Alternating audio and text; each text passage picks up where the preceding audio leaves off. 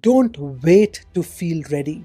Don't wait for clarity. You don't rebuild confidence in your head. You rebuild it by action. That's what I tell my clients. Confidence is a consequence, not a requirement. Do something, anything. Apply again, write again, record again, launch again. Even if it's a 1% step, action creates evidence and evidence creates belief. You are not trying to be positive. You are showing your brain that the game is still on.